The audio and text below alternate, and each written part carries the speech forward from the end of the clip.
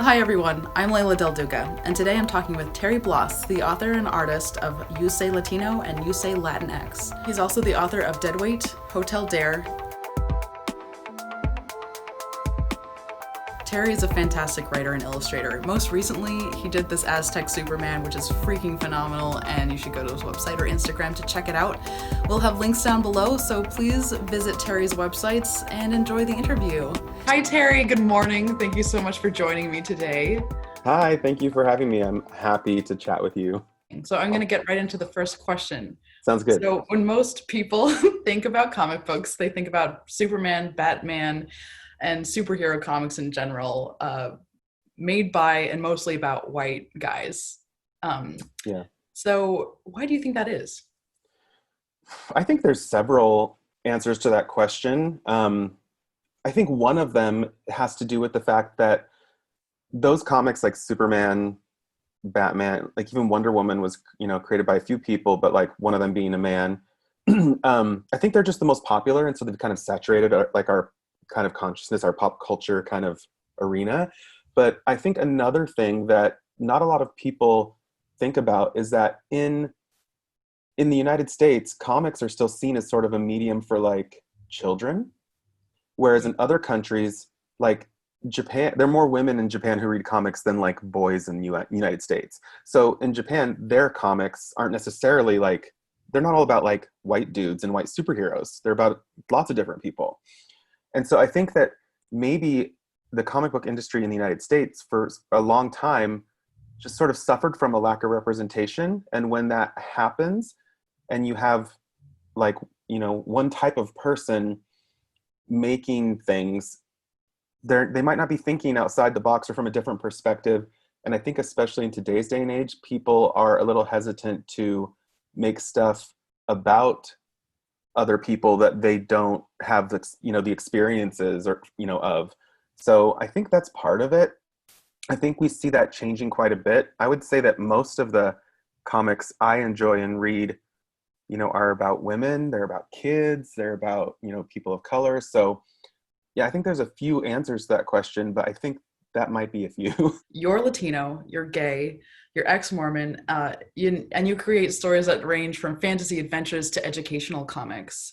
And you're proving that there's a place for Latinx creators in comics. I was really inspired by, when I started to make comics, by Natalie Noragat and Emmy Lennox, because they were both doing like autobio comics about their life, like one page for each day of their, kind of life. And it was this amazing illustrated journal that was like also a comic book. And I really wanted to do that because I thought like, oh, I can write and I can draw kind of like decently and I, like whatever. But the problem is that all those things that I wanted to talk about, being Latino, being gay, ex-Mormon, at the time, I wasn't fully out to my family, to my parents. So I didn't want to run the risk of making these comics, putting them online, and then having my parents find out like that I'm gay, like through a comic book on the internet. I was really inspired by those comics and wanted to do that. And eventually, I came out to my parents and was able to do some educational comics that also blended like autobio stuff that like Natalie and Emmy were doing. Mm-hmm. And those comics were You Say Latino and You Say LatinX. And they're just these short, actually I have them right here. So like, they look like this. This is You Say Latino, and then this is You Say LatinX. And the first one just talks about the difference between the terms Latino and Hispanic. And the best way I could think of to sort of go into doing this educational comic was like, well, what is it that I know about these terms? And so for me, the best thing to do is to like start talking about my childhood, my upbringing. And it's like in this comic, you can see how like, there's my parents. And so like, I just start talking about how I grew up in a bicultural household. I'm Mexican. Those terms, even as a child to me, were kind of intermixed. But then when I moved to Portland, I encountered a lot of people who use those terms interchangeably. So I thought a comic was a good way to do that, to explain what those differences were. And then You Say Latinx, I found a lot of people, even in the Latino community, didn't either understand what Latinx meant or didn't agree with that sort of new term. And so I thought, well, I'm gonna make a comic about what this term means, how it was created, and why it's okay to use it if you want to. And if you don't want to, then come up with something else. Like language changes all the time. And I wanted to ask, so in you say Latinx, you say Hmm. that you want to say Latine because it does roll off the tongue better. It makes a little bit more phonetic sense, I think you said. Yeah. So have you been using that term, and have you like what's an update of that since Sure. you using So if I'm writing something out or if I'm tweeting or whatever, I will use Latinx because I think it's the most widely accepted term, like visually. But the problem, if you read, you say Latinx or Latinx, which you can find on like Vox.com. If you read through the comic, I talk about how there's an article that was written by these two professors that talks about how if you replace, sorry, this is very dense, but it? Spanish is a gendered language, for lack of a better term. So niño with an O for like male, and niña with an A for female. But there's no like gender non-binary or gender fluid, way to say that word. Mhm. So that's why people replace it with an X. But if you do that to gendered things, then it makes Spanish like incomprehensible. Like to say kids went to school, like you'd say like "Luxus niños fueron a la escuela." Like it's difficult. So in the comic, I talk about how I heard a friend of mine in like a YouTube show address a group of drag queens, and some were non-binary and some were identified as male. And instead of saying when you address a group, it's all masculine in Spanish as like a default. So he said instead of bienvenidos, which is welcome, he said bienvenides with an E. And I was like, oh yeah, replacing it with this E still makes language speakable. So if I'm speaking to a group and speaking Spanish, then I like to use the E because it makes it a lot easier to like understand and to continue speaking and gain the momentum of what you're trying to say.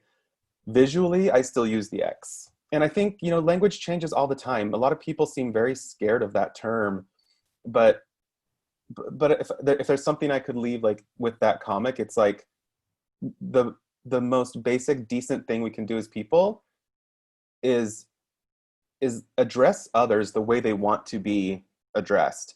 I identify as male, so if I refer to myself, I say Latino.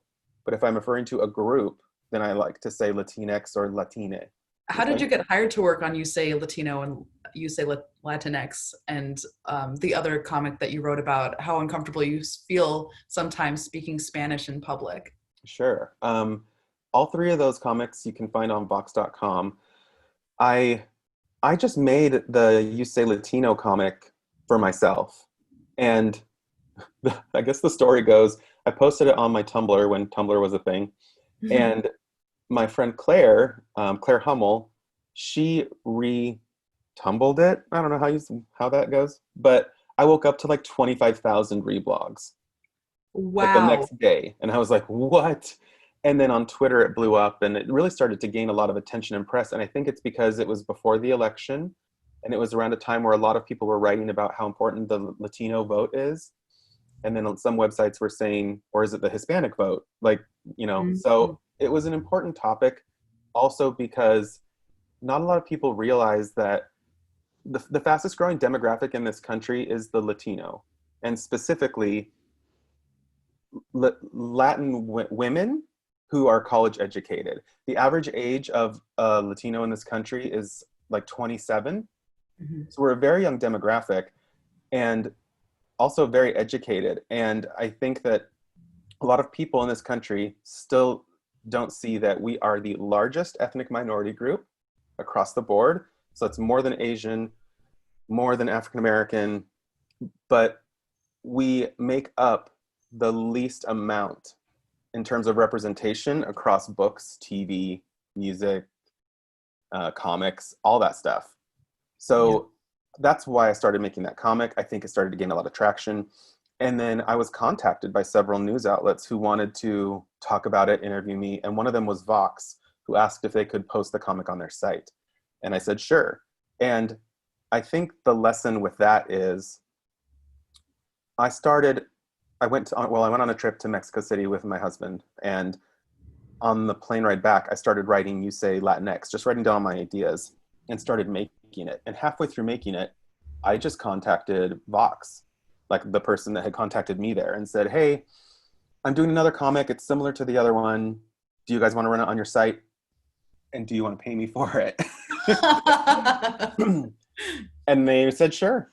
And so I think that's the lesson, is that, sometimes if you need work or you're seeking out work, contact somebody you've already worked with and just say like, "Hey, I'm open right now. I'm working on something. My schedule's open."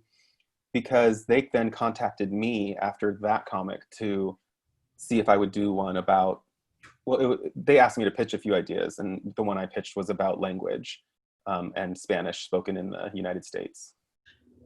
So as we already established, you're ex-Mormon, and you had a huge part in a documentary about queer folks, Mormonism, and the very high rate of suicide in relation to that. How has your Mormon experience shaped you as an artist and a writer? I mean, there's some days that like I don't, want to think about it at all. And then there's other days where like I have to talk about it extensively. And even in like You Say Latino and You Say Latinx, there's like a couple panels in there where my experience does relate to some of those topics. And, I'm a former missionary, and I did that in the Bronx. And when you do that, you wake up every day at like 5, you do study, you have to be super organized, you have lots of meetings. And so my experience growing up in the Mormon church, I think the way I sort of reconcile that is that like, I take what I feel is good from it, and I have to then just reject the rest. And so I do feel like my time as, I guess, a Mormon, some of those things helped me in terms of like, I'm very organized. I don't mind getting up early. I do know how to like, generally do public speaking. At least I'm not afraid of it because I had to do so much of it. Mm. But at the same time, there's lots of issues that I think are prevalent in the LDS church that I don't agree with. And I do think that I would like to do an educational comic about that one day. Not a lot of people realize that, one of the highest suicide rates in the country is amongst queer teenagers teenagers who identify as Mormon and queer in the state of Utah. Right.